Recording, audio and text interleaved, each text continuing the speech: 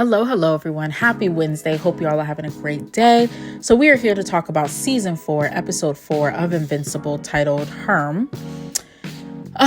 This was very clearly a filler episode, and I don't want to present this as filler is not necessary. I don't want filler at all, because I think when done right, having filler episodes can be a good thing, right? I think it works depending on how long your show is or your season, and then the content of like the main story within your show. A show like Invincible, where it's very action-packed, it's very heavy with the topics discussed. We're dealing with blood and gore and genocide and da-da-da-da-da. I think filler is needed for that type of story.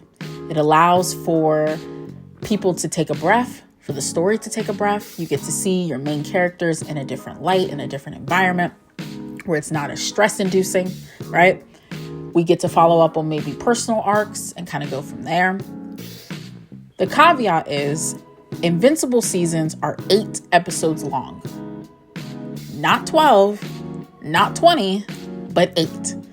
So when you're dealing with 8 episode seasons, you don't have a lot of room for filler. You kind of got to keep the ball moving to tell the story that you want to tell.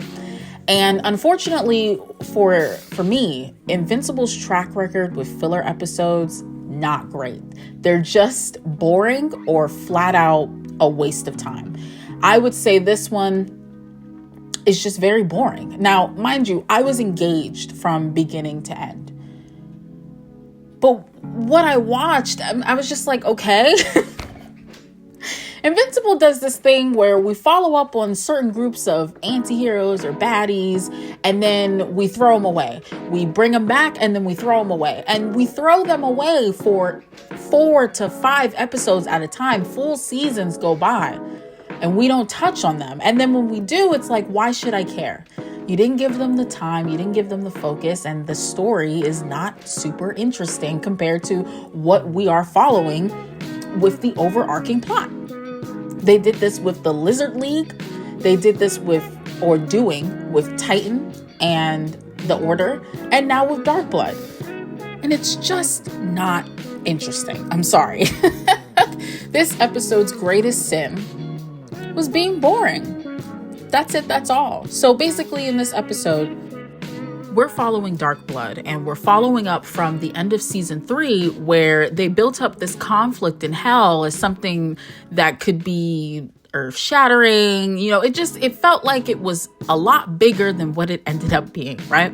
So Dark Blood ends up bringing Mark down to hell, or the underrealm, as he calls it, to assist in essentially helping Satan take back the throne, so then they can stop the vial from going up to the Earth's surface and creating chaos and death and destruction, essentially.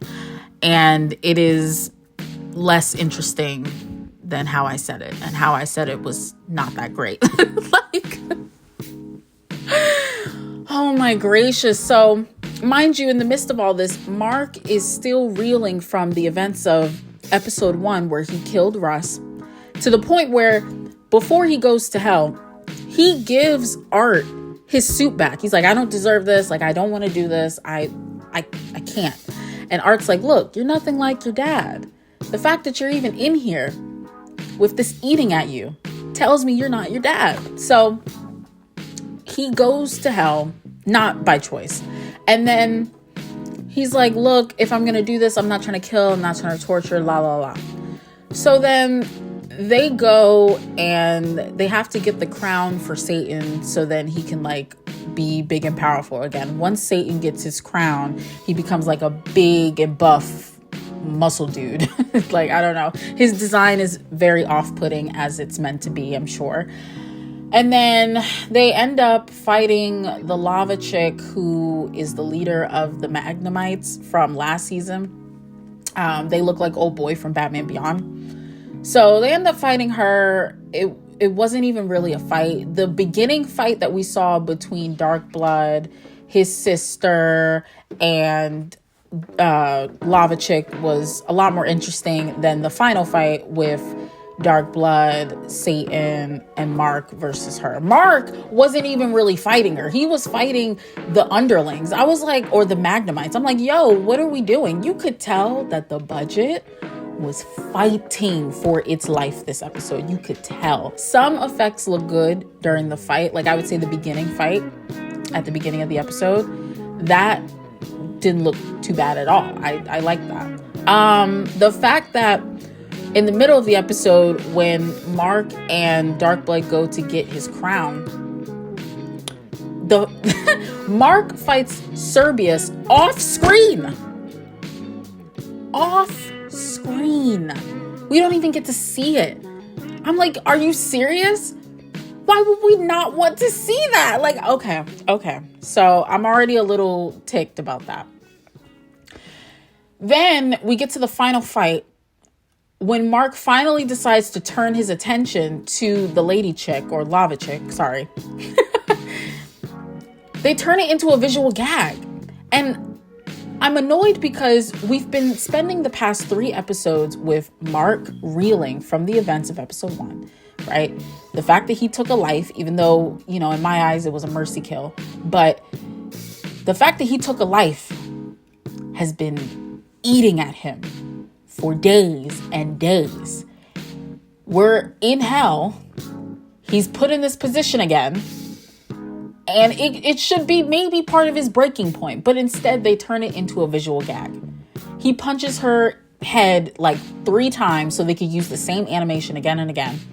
And I'm just like, why would you make it into a visual gag when this is something that is clearly haunting Mark and has been bothering him since the beginning, actually since last season. You know what I mean? Like, I wasn't really a fan of that. I wasn't a fan of that at all. It was just boring. It was really just very boring. And okay, so then after that, we kind of cut to, actually, before we get to the nitty gritty in hell, we cut back to Kahor from last season and season 1. They're still following up on this. All of what happened this episode, as far as like the Dark Blood stuff and Kahor, none of that's in the books. And I think it shows. But we follow up with that. Kahor gets a host and he decides to, as he says, debase himself and have a woman be the host for his body, whatever. I don't know where that's going to lead. I don't too much care right now. Moving forward, William and Eve talk about the fact that Eve is pregnant. William is over the moon, and I'm like, body language. You got to read her body language. Girlie is stressed. But, he corrects himself accordingly. And she's like, I'm not ready. I don't know what I'm going to do. La, la, la. She hasn't told Mark yet. So I don't know if they're going to proceed with the story as I know it to be or do something different. I don't know. We basically get to the end of the episode. Eve is about to tell Mark that she's pregnant, and then Omni-Man shows up. So there's that cliffhanger. So I'm thinking next episode it's gonna be great. It's gonna be like we're back on it, da da da. But I just like, even though this is a filler episode, it shouldn't mean an immediate dip in quality with the storytelling and the visuals. I had like a PTSD episode a little bit from Titans, because Titans, they were notorious. We would have the first 2 episodes, it would be pretty good. I'm like, okay. Then the 3rd episode, immediate. And obviously it's not as egregious with Invincible, but still it's very noticeable. The faces are still off. They're very much slanted, or it's like the animation is like static. There hasn't been that much of a change in the animation. And I would say this is the worst of the bunch. Omni-Man's face at the end of the episode, what was that? And then before all that happens, just a little thing with Debbie. So Debbie, in great wisdom, is going to possibly sell her house and buy a house with her now boyfriend, Paul. Mind you, they've been dating for 6 months. 6 months. Like, what are we doing? Debbie, take a breather. What is the rush? Like, first of all, Paul is boring. So I don't even know why we're, just on this hype train to sell houses and move in. And he's the one suggesting all of this, by the way. So he's moving really fast. And I don't know if has something sinister or he is just a guy that rushes and does things too soon. But either way, Debbie, just stop. The whole dialogue with basically Darkblood was trying to explain to Mark that humans owe everything to Satan. I'm like, yo, what are we doing? What are we talking about? And Mark rightfully was like, yeah, I'm not bowing down to Satan. I was just like, I can appreciate the type of conversation that they were trying to have. I guess it just didn't really work for me. I'm going to have to say no to that. And then at the very end with the little post-credit scene, Darkblood, he ends up going back to Earth with Mark because he repaid his debt. And then Satan rings. He's like, hey there. So, Lava Chick didn't just do this for no reason. The humans are pissing her off. So you need to figure out what's going on because I might need to pop up there and say hello. I might need to pop on the Earth and say hello. So he's like, oh, I was afraid of this. And, I guess this is building up to something. Again, I'm just not really interested in what that is. You already hyped this up to be something bigger than what it was in season 3. So I don't know. I don't know. Oh boy. I'm thinking Eve is going to tell Mark at the beginning of the episode that she's pregnant amidst, Nolan being back. But I don't know. Yeah, this episode, it wasn't horrible, but it wasn't great. It really wasn't great. I would give this like a 5 out of 10. Like literally, it was average. It was a 5 out of 10. The only reason it's not a 4.5 was because I was surprisingly engaged despite the story. But yeah, the animation, I don't know, man. I don't know. It's just not great. But anyways, that's pretty much it for me. Let me know what you guys thought of the episode or don't. But either way, thank you for listening. Thank you for watching. And I'll catch you guys later. Bye.